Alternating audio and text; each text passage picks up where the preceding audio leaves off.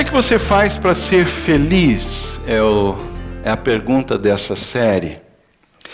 E nós temos lidado com uma resposta que Jesus deu para essa pergunta muito complicada, muito ao contrário da definição ou de como a gente persegue e vai atrás da felicidade hoje em dia. E hoje nós estamos estudando as bem-aventuranças, e hoje nós chegamos naquela bem-aventurança que diz: bem-aventurados os que têm fome e sede de justiça. Eu queria dizer que isso na prática significa que Jesus falou para aquela multidão que eu ouvi, para nós hoje, que um dos segredos de ser realmente feliz é viver com fome e com sede. Se você quer ser feliz, você tem que viver morrendo de fome e morrendo de sede. Essa é a condição para ser feliz, segundo Jesus Cristo. As palavras têm, no seu contexto, significados diferentes. Quando a gente pensa em sede, hoje, né, eu estou aqui, ó. Alguém colocou, tem ali dois copos, né? Eu quero beber água em casa, eu vou lá na cozinha, coloco ali o copo no filtro que está na parede, encosto num botãozinho, a água cai. Ainda não é daquele filtro que tem água gelada, água natural e água quente. Isso aí, não cheguei nesse ponto ainda. Mas cai a água filtrada, passando por 3 elementos filtrantes que supostamente me dão uma água cristalina. E eu acredito nisso e bebo aquela água. Já faz tempo que eu estou fazendo isso. Como eu estou de pé, mais ou menos saudável, de fato, o filtro deve fazer alguma coisa parecida com aquilo que ele promete. Mas o conceito de sede para nós é um conceito relativamente simples. Mas quando você pensa na situação daqueles que vivem na África subsaariana, pessoas nômades, beduínos, pessoas que vivem no deserto. O significado de sede para pessoas que vivem, viajam e estão lá o tempo todo no deserto e enfrentam, por exemplo, de vez em quando, aquelas tempestades de areia que você tem que se cobrir, mas ela entra. E aquela secura que entra pelo nariz, na garganta e tudo. Quer dizer, quando você começa a pensar numa situação como essa, sede é outra coisa. Tem outro significado, a necessidade da água. Então, quando a gente pensa no oásis, né, para uma pessoa que vive naquele ambiente, viaja pelo deserto, aqueles pontos de referência são incrivelmente importantes. Sede é algo sério. Viagens longas e debaixo de temperaturas escaldantes. E o conceito de fome? O que significa fome para as populações que vivem em regiões do mundo atingidas por grandes secas, por guerras intermináveis, por catástrofes naturais? Para essas pessoas, fome é algo completamente diferente que nós entendemos aqui no nosso dia a dia. Eu vou no supermercado, eu estou no Pilates de manhã, 7 horas, saio, tem um supermercado na porta, e eu, de bermuda, ainda na roupa de Pilates, eu vou ali, atravesso a rua, compro banana, laranja, maçã, alguma coisa, tapioca que eu gosto, faço aquela feirinha, levo para casa, ainda dá tempo de fazer tudo isso, comer, e eu estou numa boa, tomo um banho e venho trabalhar. E essa é a minha rotina. Mas para essas pessoas, fome é uma coisa muito diferente. Estava pesquisando um pouquinho sobre esse assunto e encontrei esse gráfico do Índice Global da Fome, do Instituto Internacional de Política e Pesquisa de Alimentos. E a coisa é séria. Tem 44 países considerados num nível de severidade altíssimo, sério. 8 países estão num nível alarmante. Especialmente citei a África, especialmente na África subsaariana, ali naquele centro, é uma das concentrações, a região que concentra situação de grande carência de alimento e de fome. Mais altos lugares do mundo. O Brasil está naquela faixa verde. O Brasil não tem problema de alimento. Não deveria ter. Se tem, é porque ele não está chegando. E aí o problema é nosso. Não é porque o país não produz alimento. Mas essa é uma outra questão que fica para uma outra vez. Fome. Fome. O que essa imagem diz para você em relação ao contraste de quem tem e quem não tem alimento? Quando a gente lê essa bem-aventurança, bem-aventurados os que têm fome e sede de justiça, o contexto em que Jesus estava falando isso é um contexto da Palestina, do Oriente Médio. O salário de um trabalho de um dia, a pessoa trabalhava a maioria das pessoas ganhavam durante a semana e trabalhavam todo dia para ter o que comer aquela semana.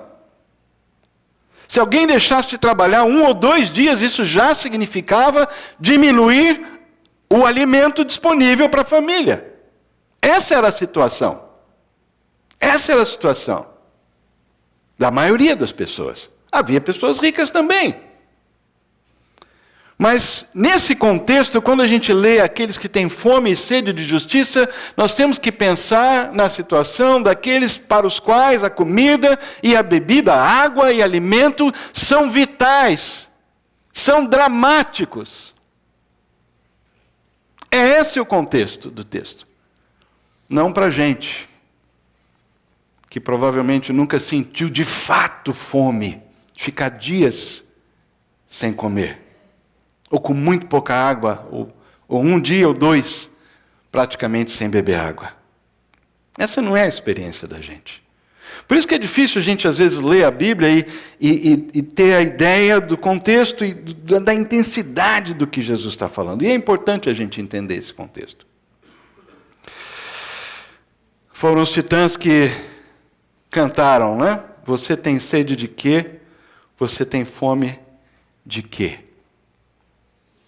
Quando nós pensamos na nossa situação, à luz dessa passagem de Jesus Cristo, nós temos que perguntar o que é que nos faz ter sede, do que a gente realmente tem fome. Porque é disso que o texto está falando. E na letra dos Titãs tem um dos versos diz o seguinte: a gente não quer só dinheiro, a gente quer dinheiro e felicidade. A gente não quer só dinheiro, a gente quer inteiro e não pela metade. É interessante porque o texto exatamente fala sobre algo que é por inteiro. É uma fome, uma sede por alguma coisa que é total, não é parcial. Nós buscamos a felicidade por inteiro. Tem 2 tipos de pessoas que a gente podia, talvez de uma forma simples, dizer que tem aquelas pessoas que são moralmente exemplares, ou seja, tem uma ética de trabalho, financeira, não fala palavrão, não bebe, não fuma, não trai a esposa ou o marido, chega em casa na hora, são pessoas assim, redondinhas ou quadradinhas. Só que são pessoas frias, metálicas, sem amor, sem compaixão, sem expressão de empatia. Vivem a sua vida toda organizada, toda certinha, mas são absolutamente isolados de qualquer sentimento de misericórdia ou de ajuda ao próximo.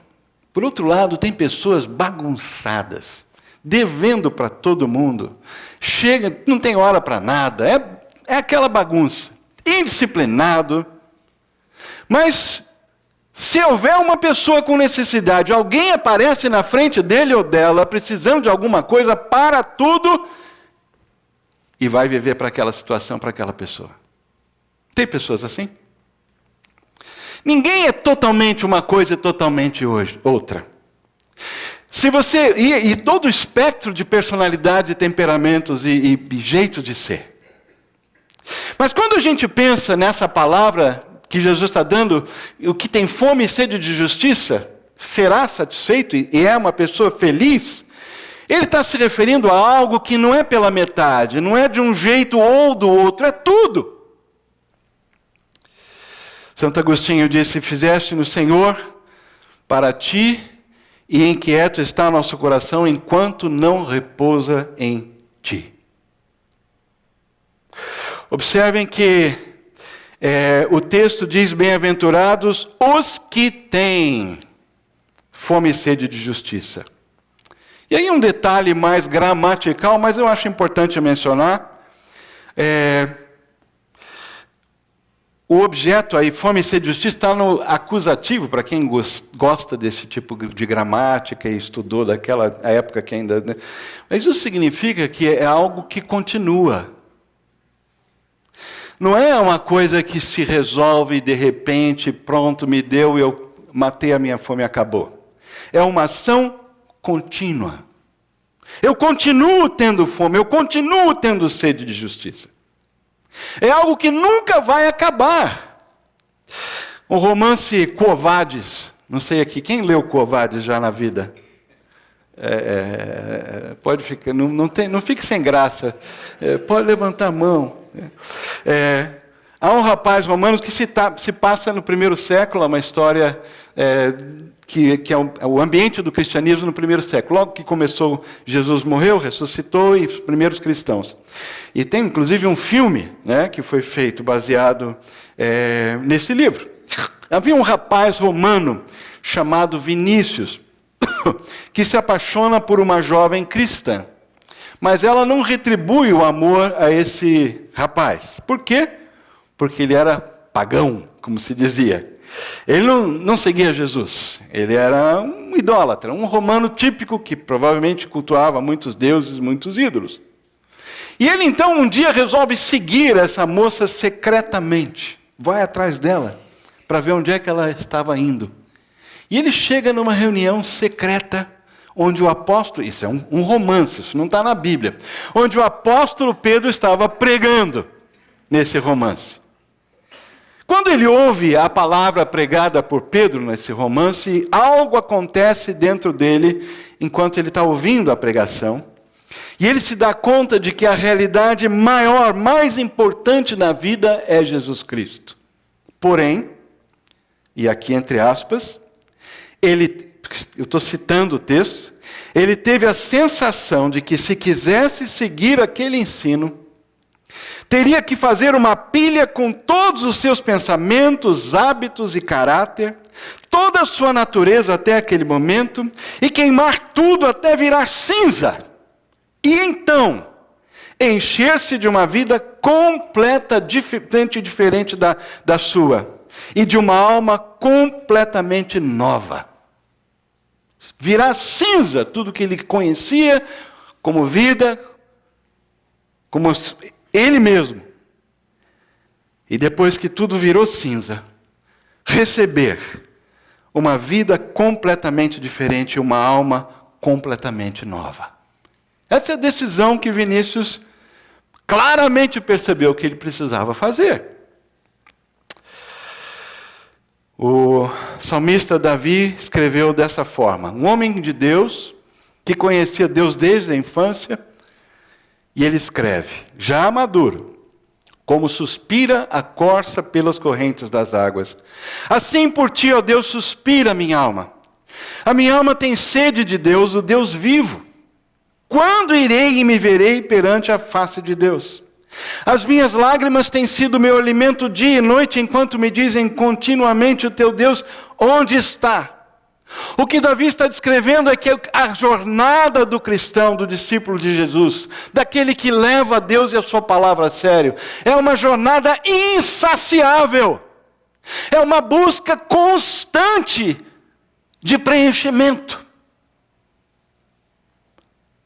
O jovem rico recebeu de Jesus, Lucas 18, a seguinte palavra. Ele disse: eu quero seguir o Senhor. O que eu preciso fazer para ser salvo? Jesus falou: você conhece os mandamentos? Sim, conheço todos, tenho observado todos. Aí ele falou, ok, você tem observado, então vende tudo que você tem, depois vem me seguir. E a Bíblia diz que ele sai triste.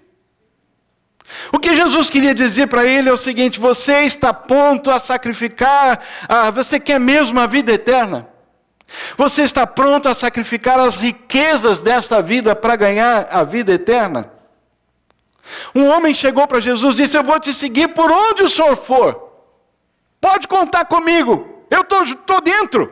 Lucas 9, Jesus responde, as raposas têm as tocas, as aves têm os seus ninhos, o filho do homem não tem onde reclinar a cabeça, não tem cama, não tem travesseiro, não tem lugar, não tem casa. Em outras palavras, você quer me seguir tanto a ponto de enfrentar uma vida assim? E aos discípulos Jesus disse, quem não amar menos seu pai, sua mãe, seus irmãos, não pode ser meu discípulo. Lucas 14. Em outras palavras, você está pronto a me dar o primeiro lugar incondicional em sua vida? O cristão não diz, estou interessado em Jesus. Ele declara, para mim, o viver é Cristo. O cristão não diz, eu vim propor um termo de conveniência mútua com esse tal de Jesus. Vamos fazer uma troca. Eu dou para você o domingo, eu dou uma ofertinha, sei lá, procuro não fazer pecadões, só os pecadinhos, e o Senhor me abençoa. Dá saúde, dá um bom emprego, me dá uma boa família. Não, o cristão declara, eu me rendo incondicionalmente ao Senhor Jesus Cristo. É isso que a Bíblia está querendo dizer para nós, nas palavras de Jesus, nessa bem-aventurança.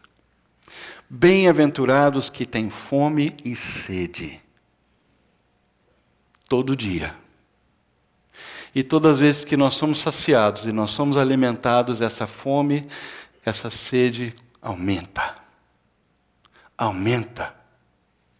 E quanto mais a gente caminha e chega perto, mais a gente percebe que a estrada continua. Essa é a condição para você fazer parte do reino.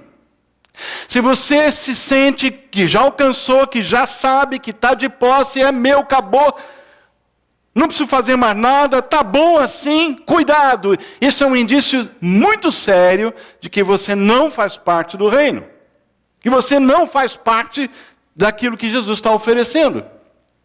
Muito cuidado com essa sensação de satisfação plena. Com essa sensação de que está tudo em ordem, de que eu não preciso de mais nada, de que está tudo sob controle, meu controle. Isso é um indício forte que você não faz parte da família. Por outro lado, se você, cada dia que passa, tem a sensação de que não chegou, de que quer mais, de que precisa de mais, de que quer conhecer mais, de que quer se aprofundar mais. Se você tem em contrapartida também a sensação de que você é pior do que você imaginava, seu coração é ainda mais corrupto, o pecado é ainda mais sutil na sua vida, se essa é a sua experiência diária, isso é um bom sinal. É um bom sinal. Mas Jesus falou que tem sede e fome, sede de justiça. E aí, essa palavra justiça tem pelo menos 3 ideias aí que estão envolvidas nesse conceito. E a primeira delas é a palavra justiça, é o conceito de justiça, e eu tenho que calibrar ele um pouco. Mas uma das acepções dessa palavra de Caio Suna é que é a justiça que a gente busca, e cantou domingo passado, esse domingo nós cantamos um pouco disso.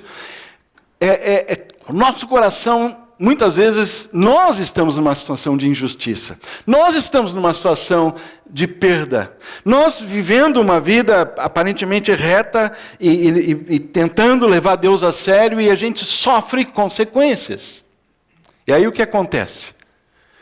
As consequências para nós não são boas. Nós somos perseguidos, ou nós perdemos algo. E não porque nós erramos, não porque nós causamos, mas por algo que a gente não controlou.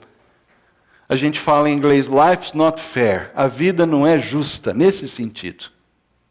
E você e eu temos momentos em que a gente tem essa fome, essa sede. Puxa vida, eu não aguento mais. Abacuque clamou, até quando? Até quando, Senhor? Eu vou ver isso. Eu vou estar participando. O meu povo, o teu povo está vivendo desse jeito. Tão corrompido. Até quando? E aí, algo que vem quando o nosso coração clama, e a Bíblia nos diz, e é exatamente isso que Jesus está dizendo aqui também, é que no nosso coração surge uma confiança num Deus que retribui. Num Deus que tem a balança certa e Ele vai colocar o peso onde deve colocar, e a vingança pertence a Ele, Ele vai retribuir. E a gente pode confiar num reto juiz. E foi por isso que Paulo escreveu, por essa causa eu sofro. Ele estava sofrendo as consequências de ser um pregador do Evangelho. Mas eu não me envergonho, porque eu sei em quem tenho crido, estou bem certo que esse Deus é poderoso para guardar aquilo que eu tenho confiado nele até aquele dia. E ele escreveu para Timóteo. Completei a carreira, guardei a fé. E para mim está reservada a coroa. Eu falei uma vez aqui, alguns domingos atrás, que o cristianismo é a religião da recompensa deferida. Nós esperamos para depois. A recompensa do seguidor de Jesus vem depois. Não é aqui nessa terra. Nós esperamos. Porque quando nós somos recompensados aqui, não teremos recompensa lá. E é por isso que essa sede, essa fome é um bom sinal. Ela precisa existir. Porque Deus é justo. Ele é o justo juiz. Nós podemos confiar nele. Essa é uma acepção, uma outra é a retidão. Retidão tem a ver com vida reta, vida bonita diante de Deus e dos homens. A justiça que Deus nos dá e promove na nossa vida é essa transformação. Porque Deus está trabalhando na nossa vida. E se não fossem as provações, as dificuldades, os obstáculos, na prática, nós não buscaríamos a Deus. Na prática, nós não teríamos sede, não teríamos fome. O que nos leva a ansiar por Deus e sua justiça é exatamente a nossa dificuldade de manter essa vida bonita e reta diante de Deus. Então a gente tem fome dessa vida constante, estável, que a gente não consegue ter. Nós ansiamos não ficar oscilando tanto. Nós somos sedentos de ser um pouco mais maduros, de não fazer a mesma besteira que eu fiz no ano passado, outro ano, há 10 anos atrás, de novo. E nós temos esse desejo, puxa, eu queria ser diferente, Senhor, me ajuda. E a gente clama, bom sinal, bom sinal. Retidão tem a ver com a pessoa que busca cumprir a palavra, honra em dia as obrigações na sua vida. Mas faz tudo isso motivado pelo amor, e por isso ele obedece a Deus. E motivado pelo amor também serve o próximo, perdoa quando ofendido. Se você olha essa fotografia assim, você diz, eu quero ser assim. Eu desejo ser essa pessoa. Eu desejo exatamente viver desse jeito, mas eu não consigo 100%. Senhor, me ajuda. Eu anseio por esse amadurecimento espiritual. Eu anseio por essa estabilidade. Eu anseio para ser mais frutífero, produtivo. Eu anseio para ser uma pessoa mais abençoadora. Eu anseio para ficar menos dependente dos outros e ajudar mais as pessoas. Eu anseio nas minhas conversas não ficar de repente me dar conta, mas sou eu que estou falando. Sou eu que estou aqui, mi. Senhor, será que vai chegar o dia em que eu vou ficar calado e a pessoa vem para mim e vai sair e fala assim, muito obrigado por me ouvir, muito obrigado por me encorajar. Será que esse dia vai chegar? Porque às vezes a gente olha no espelho e a gente consegue ver, não é sempre. Mas de vez em quando tem um momento de despertar assim que, eu estou muito no centro. Eu estou muito ocupando o lugar, o espaço, o tempo, o ambiente. Fome de uma vida bonita. Fome de uma vida para os outros. Fome de uma vida de obediência. Fome de cumprir palavra. Fome de sim ser sim, não ser não. Se você tem essa fome, isso é um bom sinal. A terceira acepção da palavra tem a ver com justificação, como o apóstolo Paulo usou muito nas suas cartas. Basicamente, a ideia da salvação, daquilo que nós não conquistamos pelas obras, é algo que Deus nos dá. Paulo escrevendo disse aos romanos, justificados, pois, mediante a fé, temos paz com Deus. A justificação é essa certeza de que Deus nos olha através de Jesus Cristo, e quem Ele vê não é o Paulo pecador, Ele vê o Paulo redimido por Jesus Cristo. Quando Ele olha para o Paulo, Ele vê o seu filho. E Ele vê o Paulo lá, na frente, livre de pecado, de tudo, na eternidade, na glória. E Ele sabe que a obra que o Filho dele começou na minha vida vai se completar. E porque Deus me vê assim, porque Ele não está lá marcando num caderninho, agora, sofre. Ele não é esse tipo de Deus. Quando Ele me disciplina é por amor. Quando Ele diz não, é porque Ele quer me ajudar, me proteger. Eu não sei, às vezes, usar as coisas que eu peço a Ele, vão me fazer mal. Alguns dos meus pedidos vão me fazer mal se Ele atender. Deus me ama. E Ele me salvou. Isso me dá segurança. Meu relacionamento com Ele não é mais de inimigo. Eu tenho paz com Ele. Eu estou reconciliado com o Criador. Eu posso chamá-lo de Pai.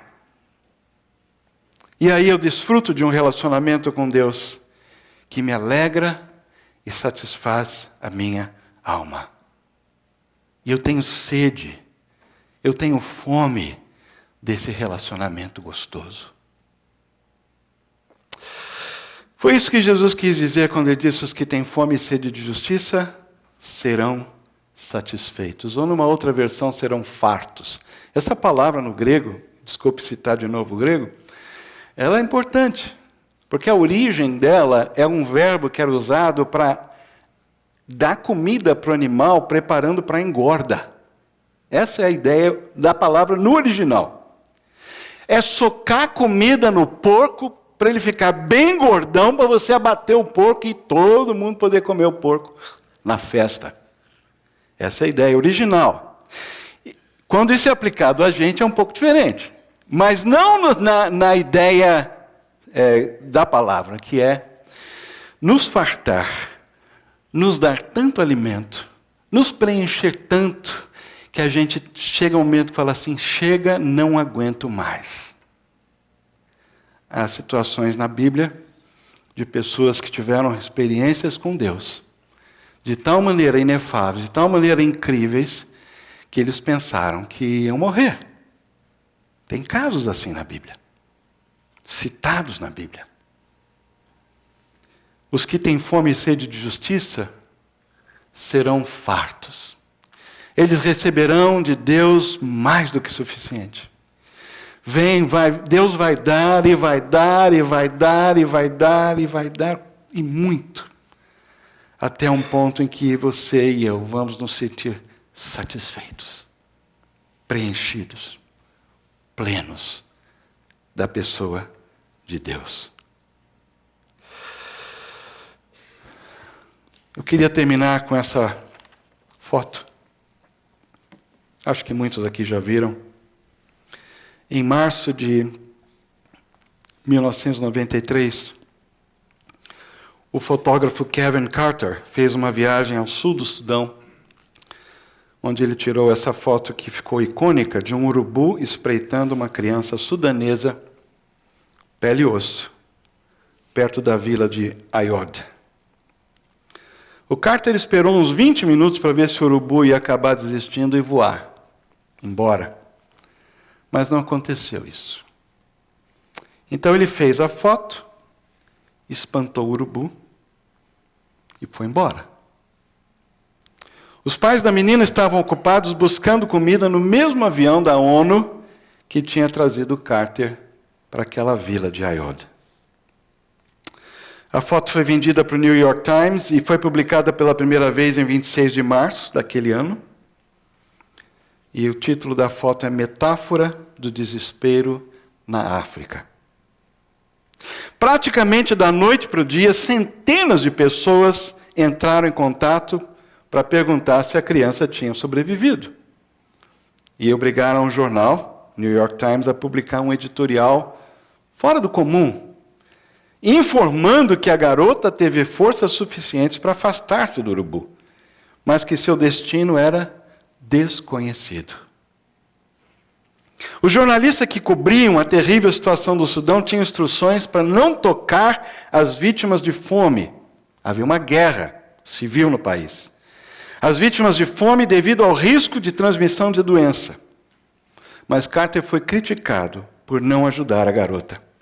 Um outro jornal publicou o seguinte editorial: o homem que apenas ajustou sua lente para registrar com precisão o sofrimento daquela menina pode muito bem ser considerado outro predador, outro urubu na cena.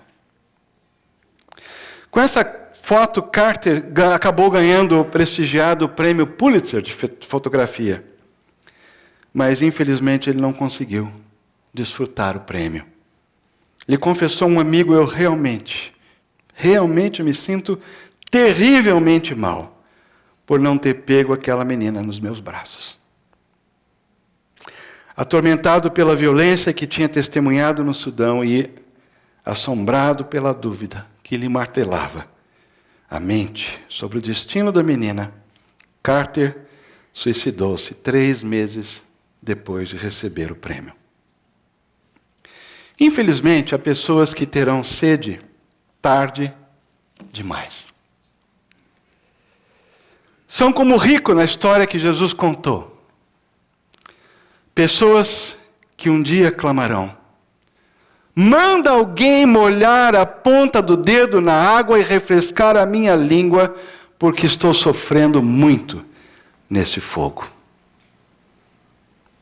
Mas esse tipo de sede, infelizmente, não haverá como mitigar. Jesus disse: tenha sede agora. Agora. E você será satisfeito. Vamos orar.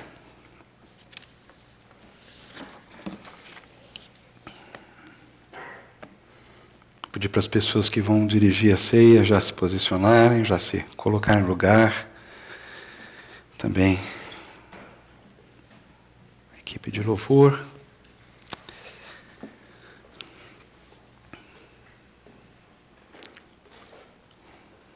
Hoje nós vamos ter o privilégio de participar da mesa do Senhor. Mas antes de fazermos isso,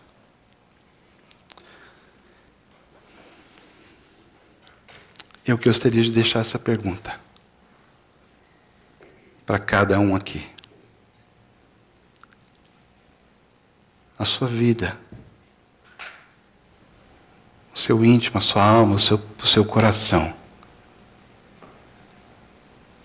tem esse sentimento de fome e de sede?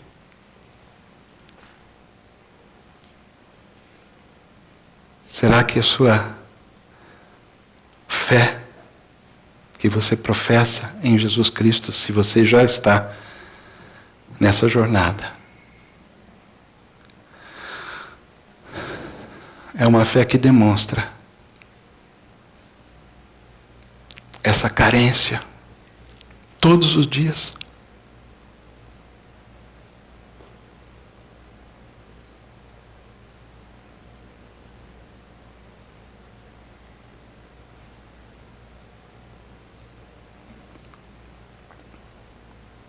Bem-aventurados que têm fome e sede de justiça, pois serão satisfeitos. Senhor, que essa seja a experiência, a realidade na vida de cada um que está aqui nessa hora. De cada um que está ouvindo, porventura também pela internet. Ou que um dia vai ouvir essa mensagem, ou vai ler essa passagem. Que o Teu Espírito possa revelar ao coração de cada um aonde é que nós estamos, onde é que cada um está.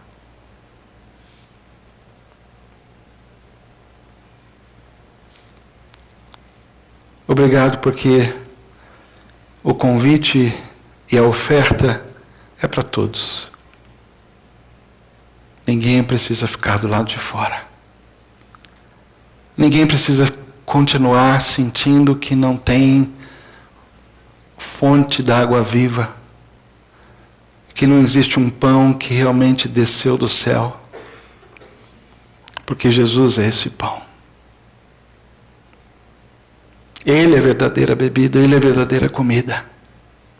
Ele é a fonte de água viva.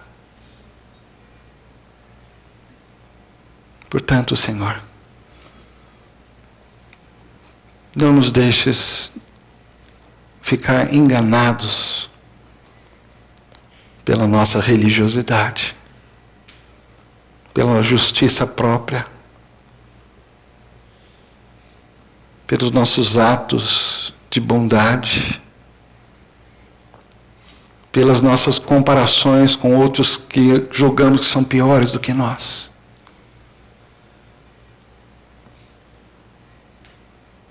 Faz-nos discípulos verdadeiros. Oramos assim no nome de Jesus. Amém.